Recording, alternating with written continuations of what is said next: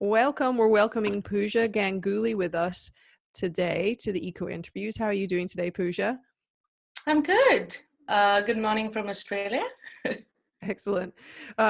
Puja is the owner of a consulting business called Consult Urth, and she's been working in the food industry as a chef and a former food journalist. So I'm excited to speak to Puja about her evolution from chef and food journalist to this consultancy business with a sustainability twist on it.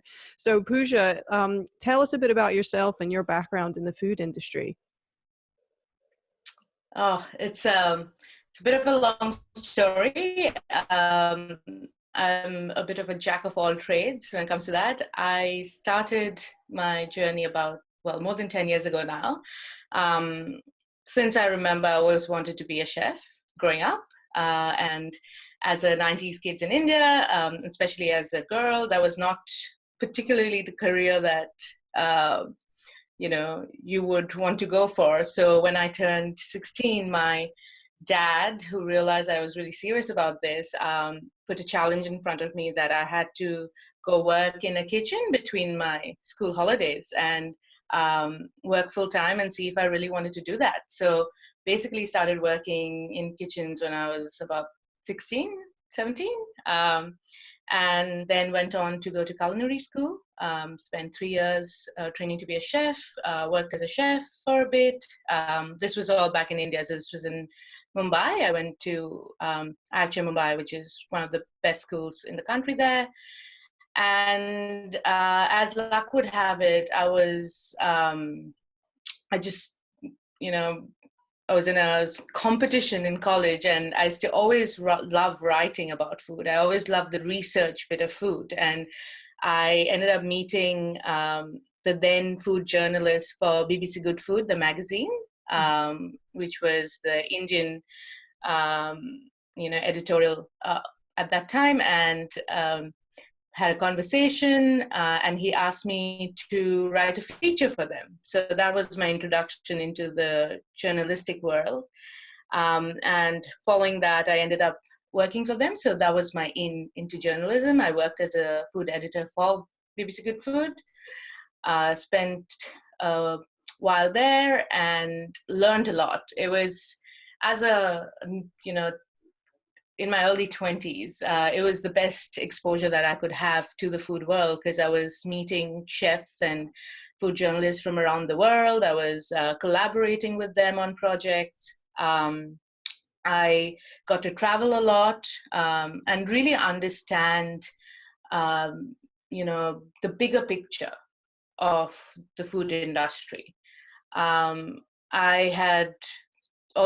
brought a very unique perspective to the team because I came from a chef background, so I understood the not so pretty bits of kitchen and the industry. And it just went on to become something I really love doing. After that, I spent 5 years working as a freelancer. So I worked in television, in print. I used to do content and food styling.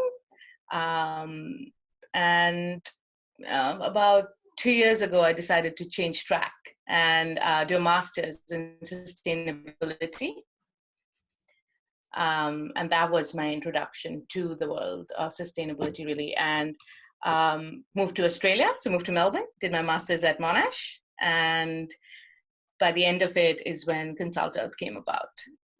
Fantastic. Was there a catalyst or anything that was a driver behind you deciding to make that turn and go back to university to study sustainability?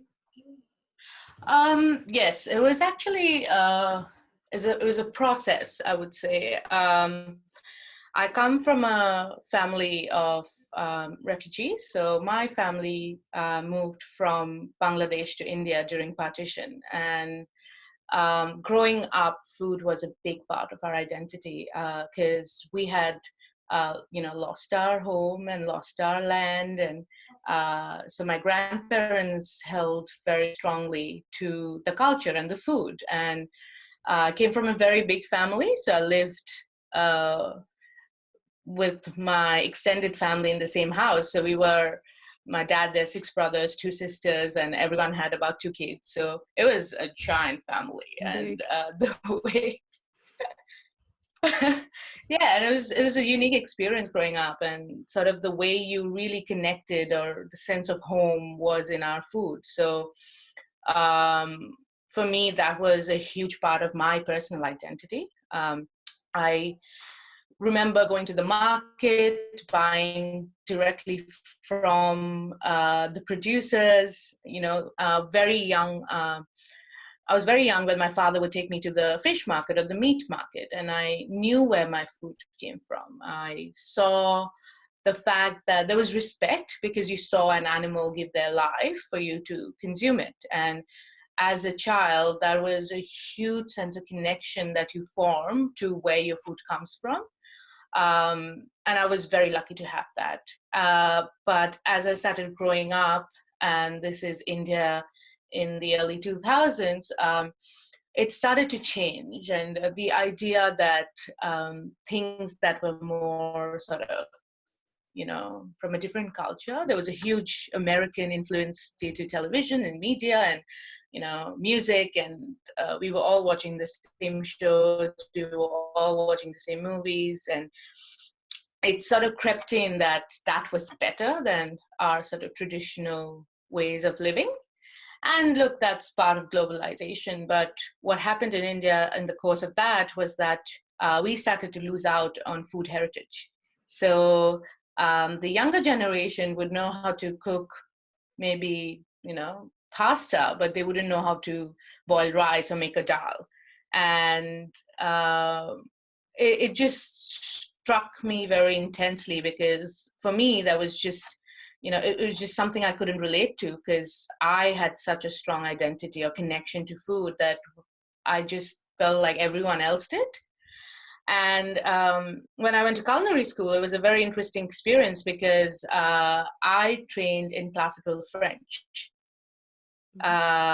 in a school in India, whereas Indian traditional cuisine, and then there are such a diversity of it, because every province and every little town has a different cuisine, got half a semester out of a 3-year degree, which is specializing in food.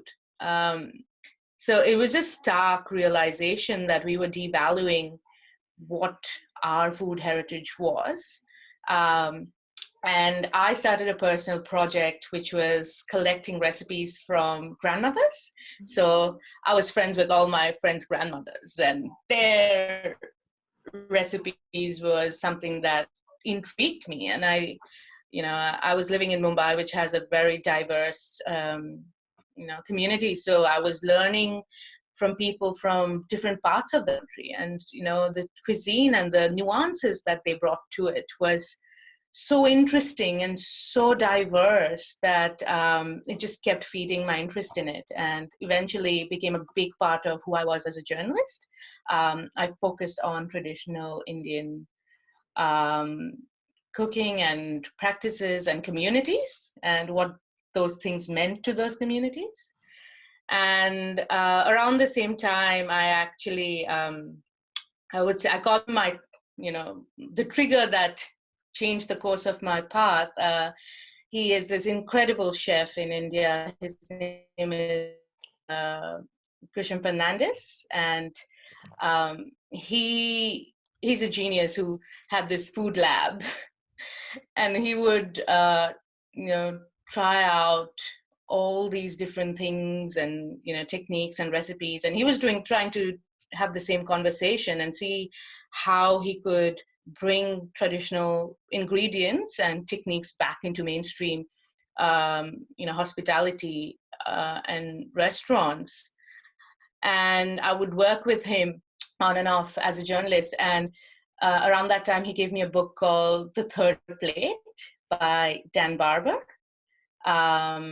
And that book changed my life, because that was my introduction to sustainability. And all these things that I was trying to talk about or had in my head about, the loss of traditional ingredients, the loss of traditional ways of cooking, the effects that had, mass production, globalization, all of these things that I was trying to deal with, and I thought it was just a personal loss of identity, suddenly escalated in scale, and I realized it was a global problem. And it had a name, and it had it validated that my concerns were real. And that started my journey towards sustainability, where I went back to my favorite thing, which is research, Uh-huh. and read up all I could, and talked to people. I was very lucky, like I said, working as a journalist. I had access to food activists. I had access to chefs who were trying to have the same conversation. This is still 5 years ago, maybe longer, maybe 6 years ago. So it was still beginning of the conversation in industry, but it was there because all of us who come from that traditional, very strict French kitchen, we know that there's so much with how this is, how our kitchen is run, and we have been through that. So we were talking about, and we were talking about the wastefulness. We were talking about, the mental health. We were talking about, drug and alcohol abuse. We were talking about all of that, and we were the first generation of chefs and hospitality professionals who were bringing that up and saying this is not right. So it just created a big shift for me, and it created a need to do more. And that's when I decided that if I want to help change the course of the industry, I have to know what I'm talking about and really immerse myself in learning what sustainability really is. And I was very lucky to be accepted into this great master's program at Monash, which is an interdisciplinary program. So cohorts of people from different backgrounds. So I had engineers, lawyers, fashion designers, you name it, like people from different professional as well as cultural backgrounds come together and spend 2 years to learn about what sustainability was. And it changed my life. It changed how I look at the world. It changed my thought process, and weirdly, and I won't say weirdly, but most importantly, made me a kinder, more considerate human being. Wow. What an amazing story, and what an amazing journey. And I think I would love to hear more about this exploration of growing up with traditional foods, and then we have that sort of, as you mentioned, the American influence or the sort of Western influence, where we have this disconnect between where our food comes from because we buy it from the grocery store, right? And Yep. we don't grow up next, most of us don't grow up next to livestock. As a kid, I did grow up next to livestock, but I would say the majority of people I know did not. And how Yep. that plays into sustainability, how it isn't Yep. sustainable, or wherever that takes you. I was actually watching an interview, or the acceptance speech that Joaquin Phoenix gave at the Oscars yesterday, and something that really struck with me is him mentioning how disconnected we are as humans from our environment. And if I have to pick, the root cause of where we are today, I would say that's it. Humans exist within nature. So if you look at what sustainability is, it is an amalgamation of people, purpose, and profit, or society, environment, and economics. And there are two ways of looking at it. One is where sustainability is when the three align together.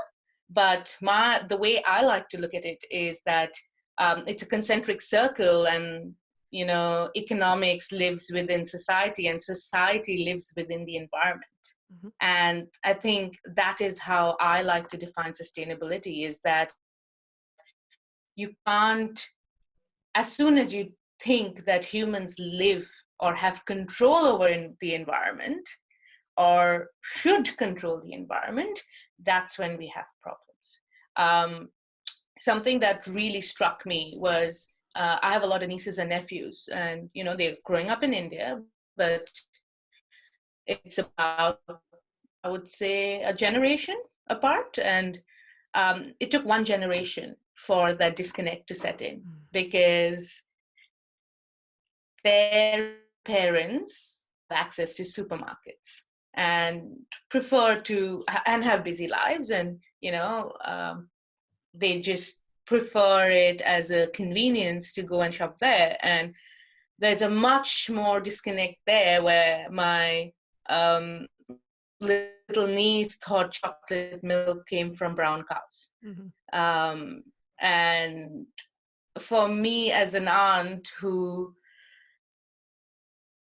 just couldn't fathom it, that like, how did that disconnect set in maybe 15 years? And that's when you realize how powerful media is. And I have huge guilt, because I felt that when I was a journalist. I used to work for a British magazine, essentially, and we had guidelines, and you would westernize Indian recipes to cater to a market. You would push olive oil because we got paid by an olive oil company to promote olive oil as the healthier option over other oils that were traditional, actually better.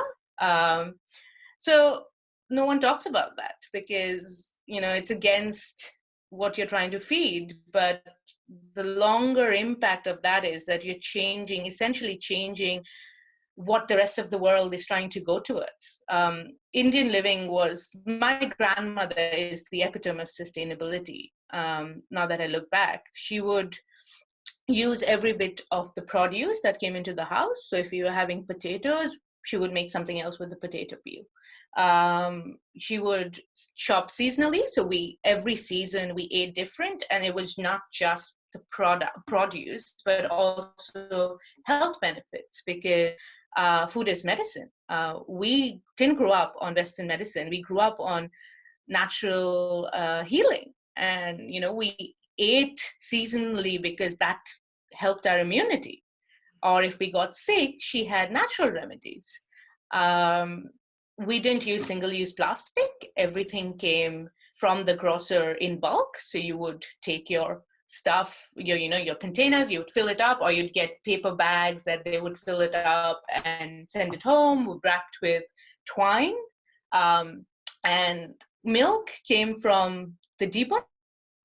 So we'd take our little cans and go to the big milk bank, and then you'd push a button and it would release milk into your can, and you'd come back home and you'd do it like every 2 days. And I'm not even that old. Like, I'm not even 30, like, that's how recent this is. This is my childhood.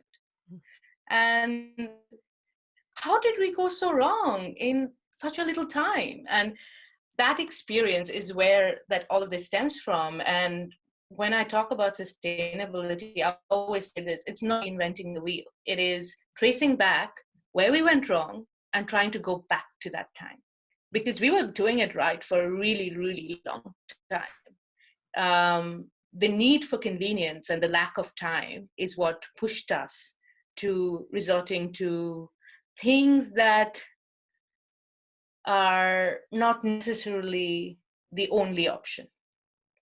So yeah, I think speaking about that loss of identity, it is stronger for me, because I feel like my country is it's a very good example of what has happened in the world, but because it has happened over a very short period of time, it just acts as a very good case study at how important it is for people to feel connected to nature, land, what it takes to grow a vegetable, the pain that farmers go through to produce a season of vegetable. And if it doesn't happen, then the effect that has on a community. Mhm. that is dependent on that produce. So large scale agriculture for me is something that feeds that disconnect, because you're not, you don't know where your food's coming from. You don't know the person who's producing your food.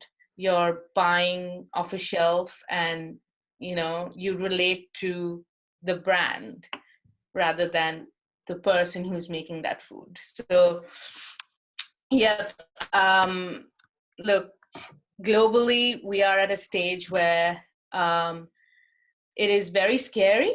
The more you read about it and the more you understand it, where we are as a food system, um, there's a clear monopoly in the food industry, in terms of where our food is coming from.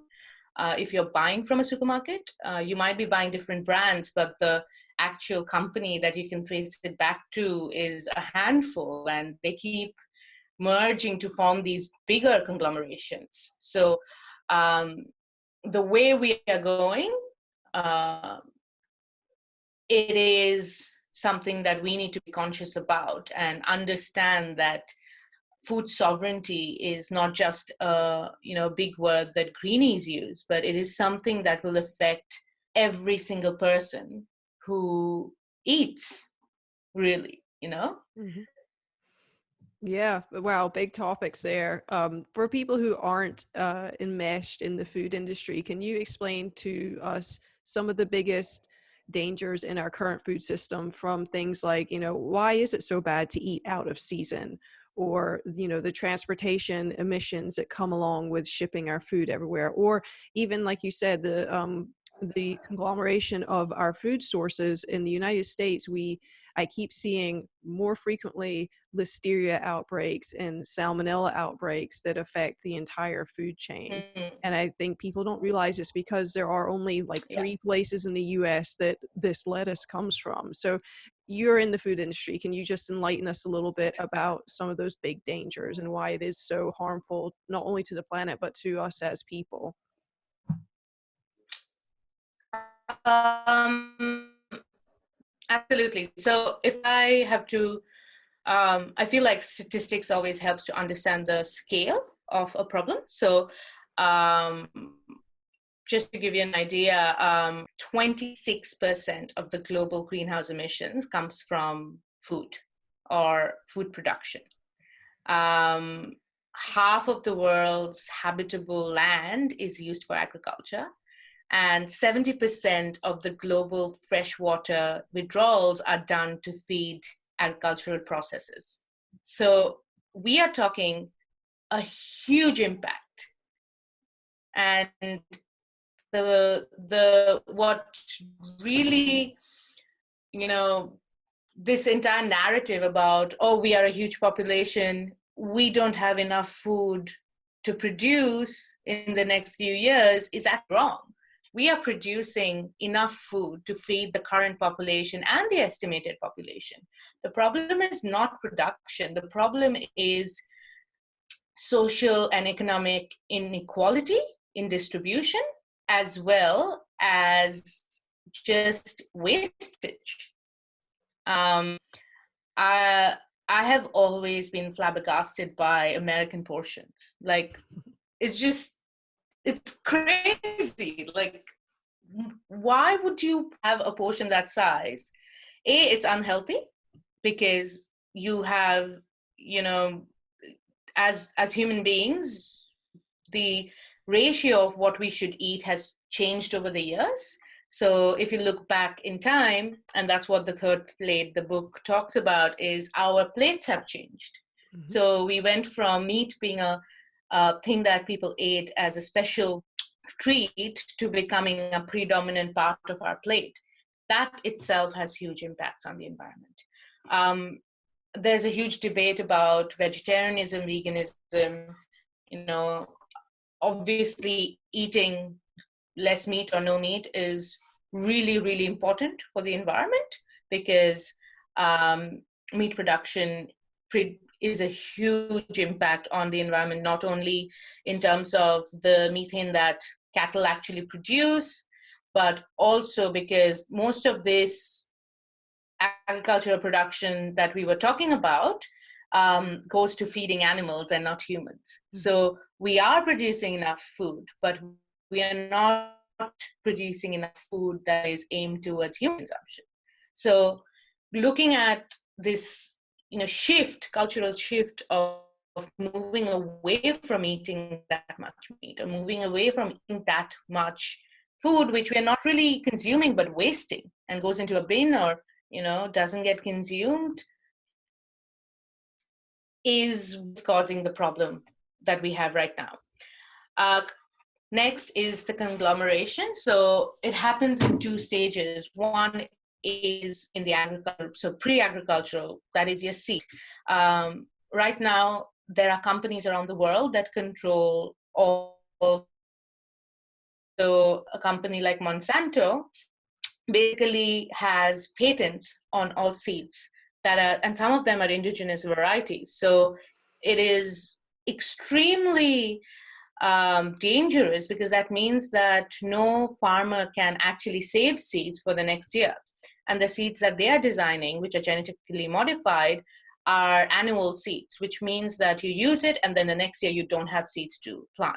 This creates a huge economic barrier for smaller farms and smaller farmers to have a seasonal produce, to have financial stability, have seed sovereignty, where they are not allowed to hold on to seeds for the next year, which is what we have done for thousands of years before these companies came into existence. And that is why around the world there are a lot of small farmers who are fighting this, and they're trying to create indigenous seed banks, because just pure GMO seeds have, it's a contested argument where a lot of people think it's good because we're producing more, but you have to also understand that when you try to control nature, it invariably has ill effects. So understanding that is very important, and understanding the fact that humans cannot control nature stems back to that disconnect that we have with our environment. The other thing that I really feel is very important in this entire conversation is understanding that there is diversity around the world, and there's a diversity of local practices that we are, not looking at. What large-scale farming does is it's broad brush strokes define how agriculture should be done throughout the world. But if you look at smaller communities, and again, I'll go back to the example of India, we have farming techniques that is specific to a land that a farmer is farming on. And to grow produce on that land based on even the lack of water or soil quality. They know what it takes to grow food in that condition. So when you take that knowledge or you disregard that knowledge, you're trying to implement a cooking technique on a land which will potentially fail. And that is why there is so much there's so much crop failures around the world, because we're not taking into account that there is diversity in land and there's diversity in terrain. And that has an impact on the food we're trying to grow. So as someone who is trying to work towards a sustainable food industry, I think how I see we can break through this is by supporting local farmers, buying local and moving away from that mass-produced agricultural system is our only way forward. That also has a huge impact on emissions, because food gets transported across the world. So if you are buying a packet of rice that is produced in Vietnam, it's traveled around the world to reach you. Now, and again, depends on which part of the world you're in, it might actually be more sustainable to buy that land, buy that rice if you're in Australia, because Vietnam is not that far, as well as Australia is a dry continent. So we can't produce rice because it's a water intensive crop. So for us, it might be a good decision. But for a country that is producing their own rice and has enough water to do so, then it doesn't make sense. So there is no one way to do it, but the one sort of easy way to navigate this minefield of what I should eat and where I should buy from is to support local, because you know where your money is going to. You know that you're supporting a local farmer who's trying to grow his own produce, and it will eventually create a connection for you as a person to your food, and you will value it more. You'll waste it less. You'll you know try to pass that on to your kids. Mm-hmm. Well, it's just fantastic information. I appreciate you going through some of those top line issues that we're experiencing in our food system and the effect it has on everyone. Excuse me. Your passion and your knowledge have come together for you to form your business, Consult Urth, and Earth is spelled URTH. So can you tell us about that and give us a bit of a story behind the name as well? I know there's an interesting story for that as well. Yeah. So Earth for me started as an amalgamation of my two passions, which is food and sustainability. And I had just graduated from university, and I knew I wanted to work as a consultant. And somehow I could not find, an organization that was sort of working in the food space and really doing what I wanted to do. And I think that led to me realizing that if I want to do the work that I want to do in the food and hospitality industry, I need to do it myself. Um, and I spent a lot of time figuring out what I wanted Earth to be like and what I wanted, the company to embody. And it led to the formation of the name, which means meaning in Hindi, or it's derived from the Hindi word for meaning, which is earth. And it just made all the sense in the world, because what we say is consult with conscience. So we want to do meaningful work. We want to create meaningful changes. And thus we think Earth just fit us perfectly. It sounds like it all came together like a eureka moment. It was meant to be written in the stars. Oh, took me 3 months though. I'm not gonna lie. Well, it sounds, can you give us like a a process. can you give us like a generic example of what Earth does if a restaurateur or someone else in the food industry contacts you? What sort of services do you provide and help them along their journey? Absolutely. So Earth is, how we like to see it, is a knowledge hub that connects hospitality with sustainability. Um, it's me and my business partner, Shubham, who's also my brother. Great idea to work with your sibling. But I come from a food and sustainability background, and Shubham comes from a finance background. So he's had over 15 years of experience working as an investment banker, and he specializes in business planning and financial development. So it just worked out that we both sort of complemented each other's experience, and our vision is to make sustainable hospitality businesses financially viable. I think something that we sometimes miss out to acknowledge is that we still exist within a capitalistic world. And if you really want to bring about big change and industry-wide change, you still need to make it financially viable. And we want to bring that, because economics is a big part of sustainability.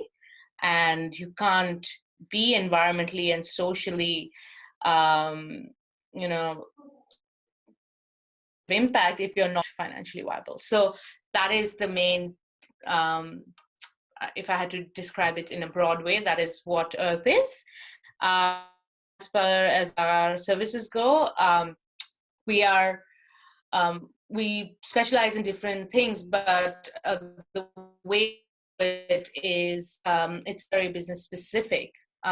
We eventually want to get to a point where we create frameworks that can be easily replicable by anyone, and we're working on that. But for now, it's based on the needs of a business. So we assess where they are on their sustainability journey and where they want to be, and then provide services that help them to reach there. So it can be in terms of research, it can be in terms of business development, it can be in terms of financial, it can be in terms of actual operations like waste management and supply chain management, and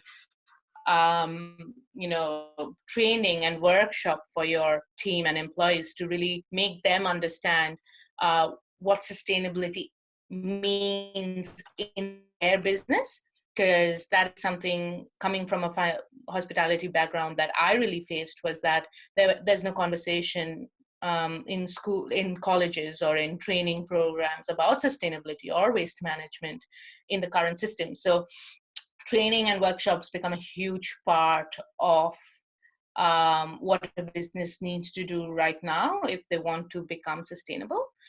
We also look at the need for a change of consumption patterns. So we do work with communities, and we want to create a space where businesses can reach their clientele and actually tell their story, because stories are very powerful. So we do also offer marketing and PR, and create that base for businesses to really promote what they are doing, because that is really important for putting it out there and influencing other businesses to bring about change. So our first project that we completed was this organic ethical cafe in Melbourne. It's called Pachamama's Whole Foods and Kitchen. So they were an organic grocery, and we helped them open their first organic cafe. And it is a beautiful community space where we implemented waste systems, we implemented proper staffing, like ethical staffing systems. So ethical staffing, we considered what it means to have a healthy staff, and put into place systems that helps and supports people who work in your business. So we also have the opportunity for people to upskill themselves within the business. So there's no division between front of house and back of house. You sort of try to upskill your staff so that everyone can do everything. And we do that by having really simplifying the entire process, and having systems that are in place to help that happen. As well as one of my favorite things that we do is we work with the local community garden, and so all the waste from the cafe gets composted at the community garden, and the owners, they're very proactive, and they spend their Mondays doing it, going and working at the community garden and composting all of the waste from the restaurant. And as well as there's a program that supports people with needs or special needs to come and work in the cafe. So we have one of our favorites who comes in and waters all our plants every week, and we support. So we work very closely with the wider community and support local businesses, and the grocery store sells local products, and aiming toward sourcing more locally, as well as organic. So yeah, it's a beautiful space, and the aim is to use that as an example of how an ethical, conscious business can be financially viable. So that is sort of first project that we've completed. Here on, we also want to focus on hotels, because I feel that is a work of its own, where, you know, one hotel has so much waste that is created or impact that it creates, that a lot that we can do there. And it's, again, not reinventing the wheel. It's about redirecting your investments towards more long-term goals and commitment to reducing your emissions and your impacts. And look, the two reasons I always give businesses is climate change is real. So it's going to affect your supply chain if you want it or not. So you'd rather go into the next 10 years being prepared to really, deal with that impact, as well as the fact that the consumer base is changing. Today, people care about how much emission they're causing when they're flying, and they want to offset it. They want to care about, where they're buying their food from, and who is it affecting, what clothes they're wearing, and if it's coming from a place of abuse and effect on vulnerable communities. So there is a constant change in consumer base, and that's a huge economic factor to consider when you're planning your next 10 years as a business. So it is the future of food, and it is the future of hospitality. But change is slow, and we need it to be a lot faster. So that's why things like starting a conversation like you're trying to do is very important. And yeah, so the more we talk about it, the more we know where we're headed. It sounds amazing. I want to go to Pachamama's cafe now. Unfortunately, I'd have to get a flight over. But I love the full circle effect, and I think you and I might vibe on something similar. You mentioned a few questions ago that you worked in media, and you had to replace this oil with olive oil because of the payment and that sort of stuff. And I work in media. I'm a digital marketer, and so I've certainly had those internal conflicts. For example, promoting a pest control company. That's something I wouldn't do now, but it's certainly something I did years ago. And I feel like we're riding a similar wave when it comes to consumer demand. I feel quite strongly that there is going to be more consumer demand as, figures like Greta Thunberg and Joaquin Phoenix in the public eye are making these very strong and compelling cases for us to be more conscious with our consumption. And similar to you, I want to be able to promote those businesses that are doing it in the right way. So what is it like in Australia? Is that wave quite strong right now? Is that really a driver of consumer behavior, is to go down the sustainability and conscious consumption? It is, and it is not. I live in inner city Melbourne, and Melbourne itself is a very progressive city. So I sometimes feel like I'm in a bubble where people around me are very, very proactive and genuinely care about the impact they're having. But if you look at the bigger community in Australia, the two primary industries in Australia is mining and agriculture. So it becomes a very difficult conversation because a lot of people's livelihoods depend on two very big, industries that are the biggest emitters or the biggest sort of impact in terms of environmental impact. So it is a very interesting space where there is a rise in demand for these services and products, but there's also that idea about, well, I would do it, but it's too expensive. Mm-hmm. And I feel like we're still at that point where financial incentive is the way. If you can, the biggest example that actually Australia has done really well is solar.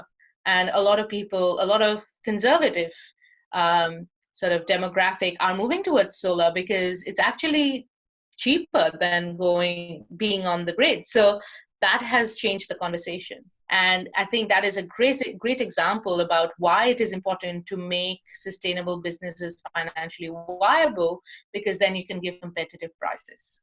And economic stimulation in an industry that is trying to be sustainable is the most important thing to do right now. So if you are a conscious person, check where your investments are going, check which bank are you with, who is investing, or where are they investing their money. Like, for me as a young person, I feel like those are the little choices that I make every day to make sure I have an impact, because changing the whole system will take a long time. We live in a very complicated world, and we can't expect everyone to have the same motivation as we do. So understanding other people's perspective become important as well. If you are trying to tell a community that is a community of cattle farmers that don't eat meat, you're telling them that they can't send their kids to school or